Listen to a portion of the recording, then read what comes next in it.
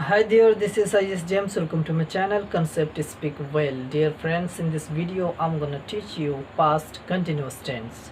And past continuous tense मैं पढ़ा रहा हूँ स्टार्टिंग से एंड उसका डेफिनेशन एंड आइडेंटिफिकेशन मैं बता चुका हूँ। यदि आप चैनल पे नए हैं तो डिस्क्रिप्शन में लिंक दिया गया है, आप जाकर देख लें।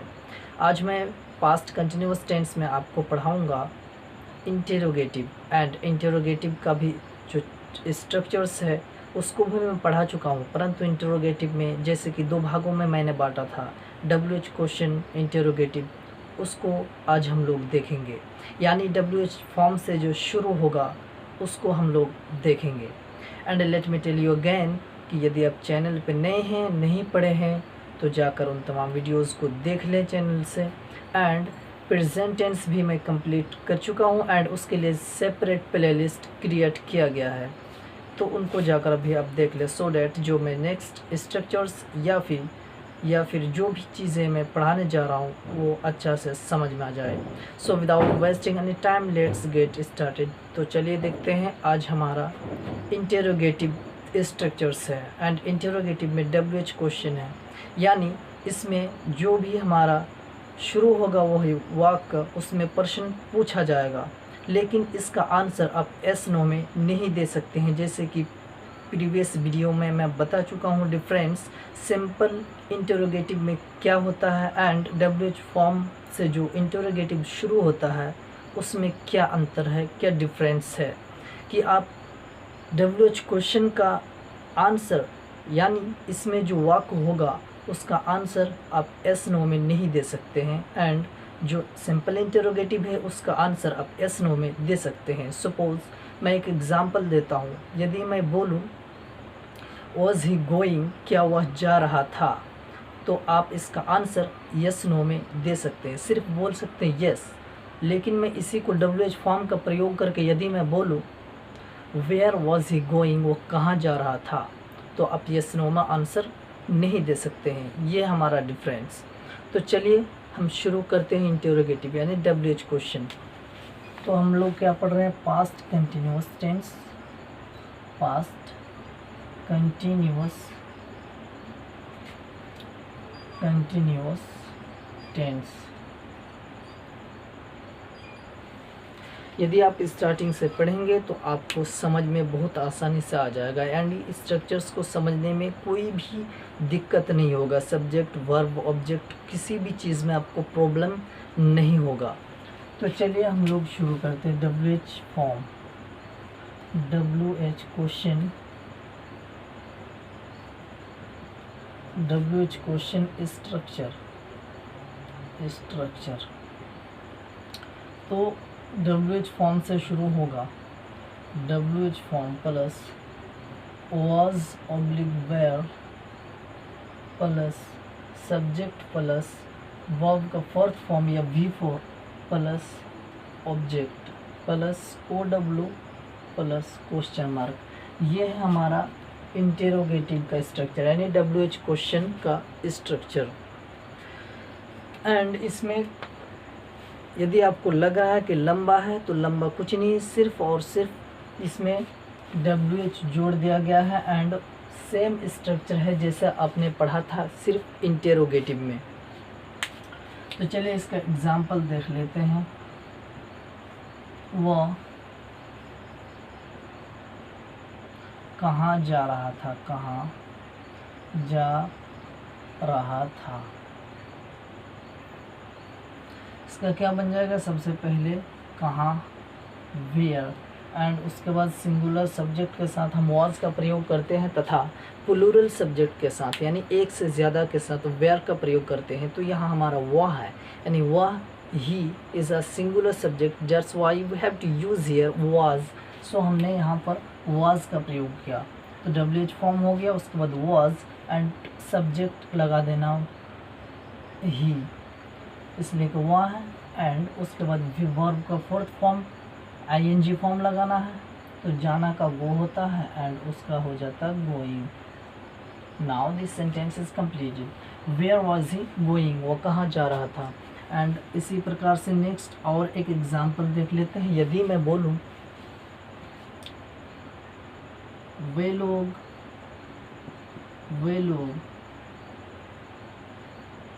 क्यों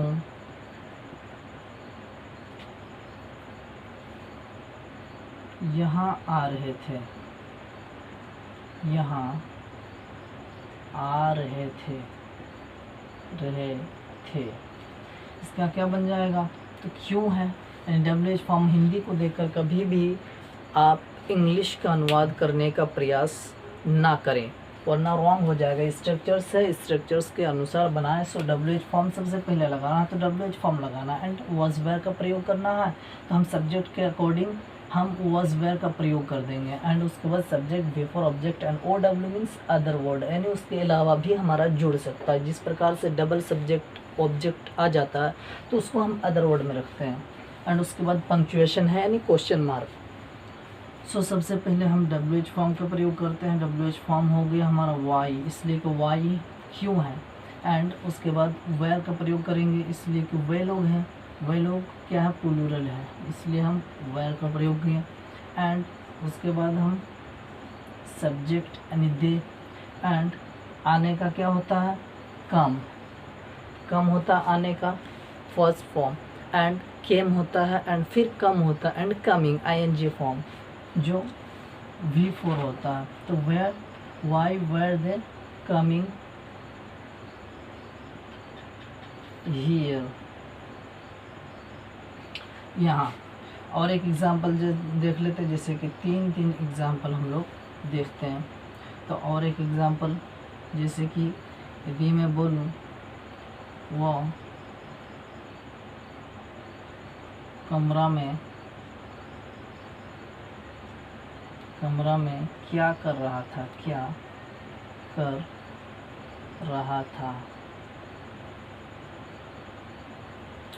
तो क्या लगाएंगे, सबसे पहले WH फॉर्म। तो WH फॉर्म इसमें कौन सा है, तो क्या है, तो व्हाट लगाएंगे। So what was he doing, कमरा में, इन द रूम।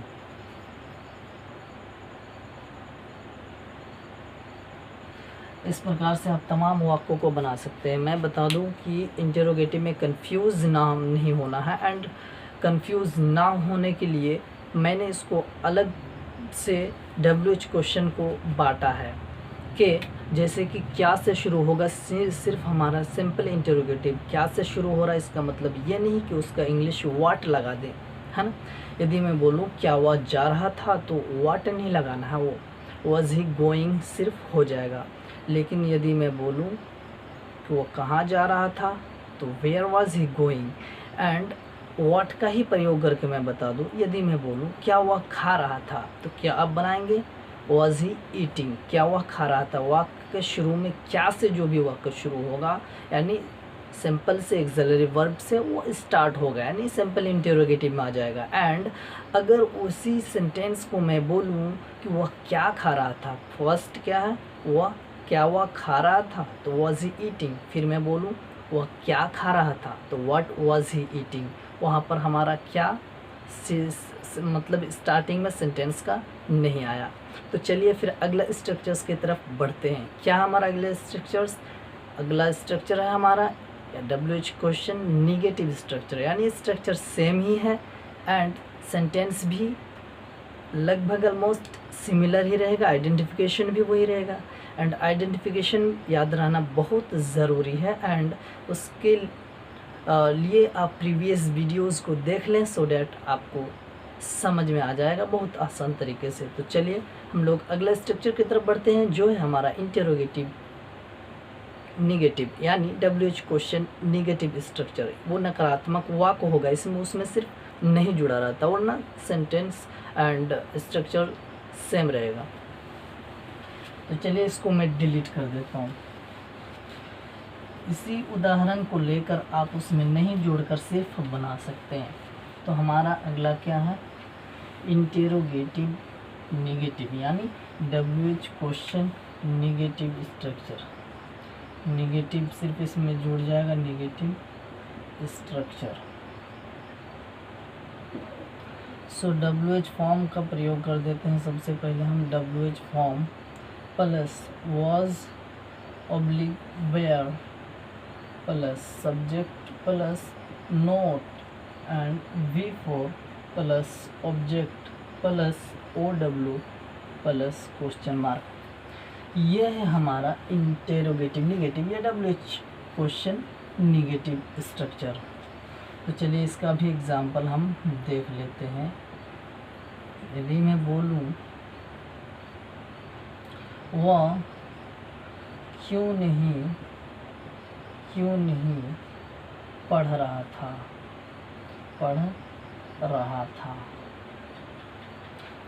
रहे थे, रही थी, इसका आइडेंटिफिकेशन है। फिर से मैं बता दूं, आप याद कर ले इसको ताकि इसको समझने में आसानी हो एंड इस प्रकार का वाक्य को बनाने में आपको किसी भी प्रकार का समस्या ना हो। तो चलिए वो क्या पढ़ रहा था, तो WH क्यों नहीं पढ़ रहा था, तो WH क्वेश्चन सबसे पहले लगाते हैं। वाई एंड वाज लगाएंगे, सिंगुलर सब्जेक्ट है, एंड उसके बाद subject and note and read का क्या होता है, reading. Y was he not reading, वह क्यों नहीं पढ़ रहा था। एंड नेक्स्ट एग्जाम्पल और एक देख लेते हैं। यदि मैं बोलूँ वह क्यों नहीं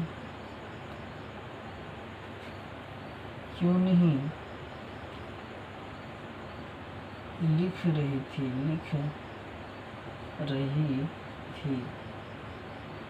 सॉरी क्वेश्चन मार्क लगाना है।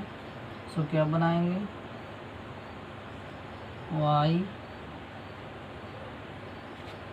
क्यों नहीं लिख, यहाँ पर नहीं जोड़ना है आपको इसलिए कि निगेटिव है, नहीं, एंड लिख रही थी, उसके बाद आप लगाएंगे रही थी।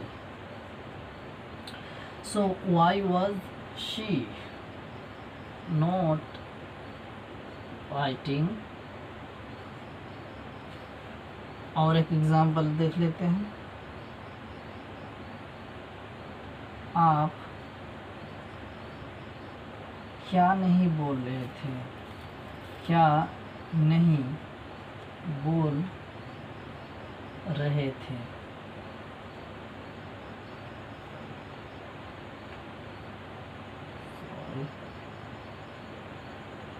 सो क्या बन जाएगा, व्हाट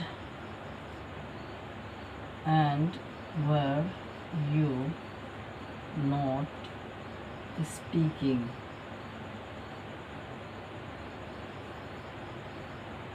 इसलिए कि वेयर यानी यू का मतलब आप या आप लोग, तुम या तुम लोग, एंड उसका मतलब होता है एंड ये हमेशा प्लूरल होता है एंड इसलिए इसके साथ हम प्लूरल वर्ब का प्रयोग करते हैं।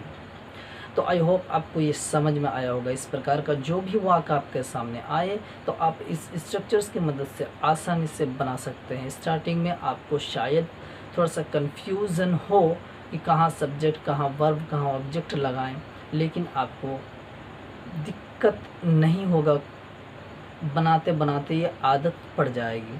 यानी यदि आप स्टार्टिंग से पढ़ रहे हैं तब तो कोई दिक्कत ही नहीं है ना।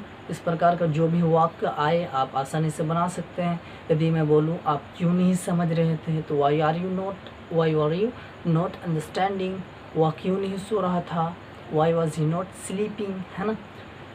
आप लोग क्यों नहीं जा रहे थे, क्या बनाएंगे, why were you not going, है ना। इस प्रकार से वह क्यों नहीं खा रहा था, why was he not eating.